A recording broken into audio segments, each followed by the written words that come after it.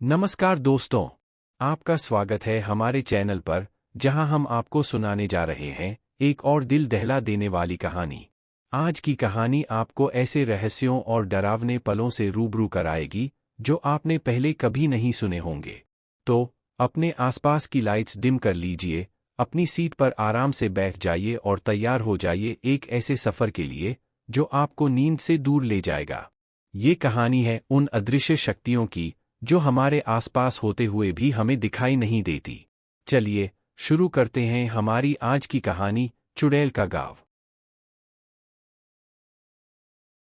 एक रहस्यमयी गांव की कहानी।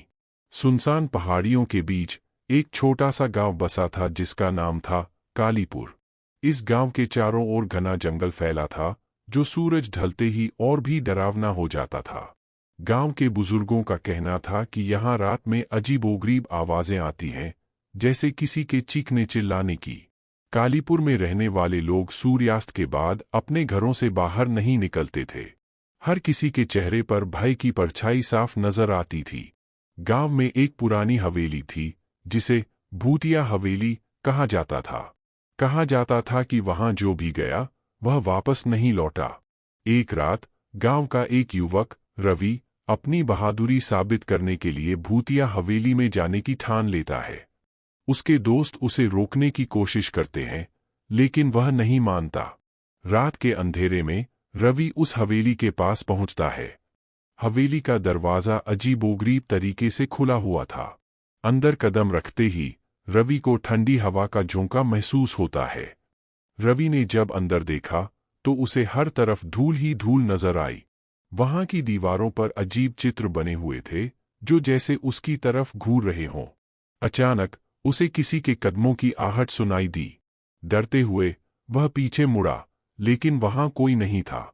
उसने सोचा कि यह उसका वहम होगा और आगे बढ़ा। हवेली के अंदर एक बड़ा कमरा था जिसके बीचों बीच एक पुराना संदूक रखा हुआ था। रवि ने जब उस संदूक को खोला तो उसे एक पुरानी डायरी मिली। उस डायरी में लिखा था, यहाँ जो भी आएगा उसकी आत्मा इस हवेली में कैद हो जाएगी। रवि को अब समझ में आ चुका था कि इस हवेली का रहस्य क्या है। रवि उस हवेली से बाहर निकलने की कोशिश करता है, लेकिन दरवाजा बंद हो चुका था। उसे दरवाजे के पीछे से किसी के हंसने की आवाज सुनाई दी। वह दौड़कर खिड़की की तरफ गया, लेकिन वहां भी कोई रास्ता नहीं था। अचानक उसे एक परछाई नजर आई जो धीरे धीरे उसकी तरफ बढ़ रही थी। रवि ने डर के मारे अपनी आंखें बंद कर लीं और जोर से चिल्लाए। अगले दिन जब रवि गांव में नहीं लौटा तो गांव वालों को उसकी चिंता होने लगी। कुछ लोग उसे ढूंढने के लिए उस हवेली के पास गए, लेकिन वहां का मंजर देखकर वे सहम गए। हवेली का दरवाजा खुला था और अंदर से चीखने की आवाजें आ रही थीं। कोई भी अंदर जाने की हिम्मत नहीं कर पाया। गांव के बुजुर्गों ने बताया कि यह हवेली कभी एक तांत्रिक की थी जिसने यहाँ कई काले जादू किए थे। वह तांत्रिक अपनी आत्मा को अमर बनाना चाहता था, इसलिए उसने कई मासूमों की बलि दी थी। लेकिन एक दिन गांव वालों ने उसे मार डाला और उसकी आत्मा इस हवेली में कैद हो गई। तभी से यह हवेली भूतिया बन गई और जो भी यहाँ आता उसकी आत्मा तांत्रिक की कैद में चली जाती। गांव का मुखिया राम प्रसाद इस भूतिया हवेली का रहस्य जानने के लिए एक पंडित को बुलाता है। पंडित जी बताते हैं कि इस हवेली को मुक्त कराने के लिए उस तांत्रिक की आत्मा को शांति देनी होगी। इसके लिए एक विशेष पूजा करनी होगी जो पूर्णिमा की रात ही की जा सकती है। पूर्णिमा की रात पंडित जी ने अपने साथ कुछ गांव वालों को लेकर उस हवेली में प्रवेश किया। उन्होंने मंत्रोच्चारण शुरू किया और हवेली की हर एक कोने में गंगाजल छिड़का। जैसे जैसे मंत्रोच्चारण तेज होता गया, हवेली में अजीब घटनाएं घटित होने लगीं। दरवाजे और खिड़कियां अपने आप खुलने बंद होने लगीं। अचानक एक तेज चीख सुनाई दी और तांत्रिक की आत्मा प्रकट हो गई। पंडित जी ने अपने मंत्रों से उस आत्मा को शांत किया और अंततः हवेली को मुक्त कराया। हवेली के दरवाजे खुल गए और रवि समेत वहां फंसी सभी आत्माएं मुक्त हो गईं। गांव वालों ने उस हवेली को जला दिया ताकि कोई और इस भयावह अनुभव का शिकार न बने। कालीपुर में फिर से शांति लौट आई और गांव वालों ने राहत की सांस ली।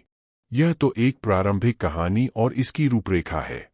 पूरी कहानी में सभी दृश्य, संवाद और घटनाओं को विस्तारपूर्वक शामिल किया जा सकता है ताकि यह 6000 प्लस शब्दों की हो सके।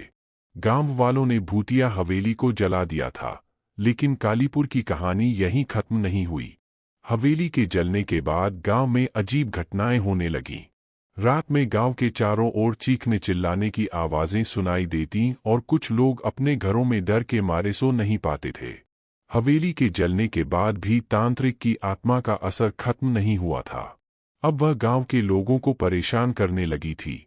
गांव के प्रधान राम प्रसाद ने पंडित जी से सलाह ली। पंडित जी ने बताया कि तांत्रिक की आत्मा अब भी मुक्त नहीं हुई है और उसे पूरी तरह शांत करने के लिए एक विशेष यज्ञ करना पड़ेगा। गांव वालों ने पंडित जी के निर्देशानुसार एक बड़े यज्ञ की तैयारी शुरू कर दी। गांव के बीचों बीच एक बड़ा हवन कुंड बनाया गया और सभी आवश्यक सामग्री जुटाई गई। यज्ञ की रात आने से पहले पंडित जी ने गांव के लोगों से कहा कि वे अपने घरों में रहकर हनुमान चालीसा का पाठ करें और गांव की सुरक्षा के लिए प्रार्थना करें। यज्ञ की रात पूरे गांव में सन्नाटा पसरा हुआ था। पंडित जी ने हवन कुंड के पास बैठकर मंत्रोच्चारण शुरू किया। गांव वाले डर और उम्मीद के बीच यज्ञ को देख रहे थे। यज्ञ शुरू होते ही हवाओं में अजीब हरकतें शुरू हो गईं। जैसे जैसे यज्ञ आगे बढ़ा, हवाओं में एक अजीब सी हलचल मच गई। अचानक यज्ञ कुंड से धुआं उठने लगा और तांत्रिक की आत्मा प्रकट हो गई। उसकी आंखें जल रही थीं और वह गुस्से में था। उसने पंडित जी पर हमला करने की कोशिश की, लेकिन पंडित जी ने मंत्रों की शक्ति से उसे पीछे धकेल दिया। पंडित जी ने तांत्रिक की आत्मा को शांत करने के लिए अंतिम मंत्रोच्चारण किया। जैसे ही उन्होंने मंत्र पूरा किया, तांत्रिक की आत्मा ने जोर से चीख मारी और एक तेज रोशनी के साथ गायब हो गई। यज्ञ कुंड शांत हो गया और गांव वालों ने राहत की सांस ली। तांत्रिक की आत्मा के शांत होने के बाद गांव में धीरे धीरे शांति लौट आई। गांव के लोग अब रात में बिना किसी डर के सो सकते थे। कालीपुर में फिर से खुशियों का माहौल बना। गांव वालों ने पंडित जी का धन्यवाद किया और एक बड़ा उत्सव मनाया। कालीपुर के लोग अब भूतिया हवेली के जलने के स्थान पर एक मंदिर बनाने का निर्णय लेते हैं ताकि गांव में हमेशा शांति और सुख समृद्धि बनी रहे। उन्होंने एक सुंदर हनुमान मंदिर का निर्माण किया और वहां नियमित रूप से पूजा अर्चना करने लगे। कालीपुर की यह रहस्यमयी कहानी गांव वालों की हिम्मत और विश्वास की कहानी बन गई। उन्होंने सीख लिया कि भले ही कोई संकट कितना भी बड़ा क्यों न हो, अगर विश्वास और एकता हो तो उसका सामना किया जा सकता है। इस तरह कालीपुर में शांति और समृद्धि का नया युग शुरू हुआ और यह कहानी गांव की नई पीढ़ियों को सुनाई जाने लगी ताकि वे अपने पूर्वजों की बहादुरी को हमेशा याद रखें।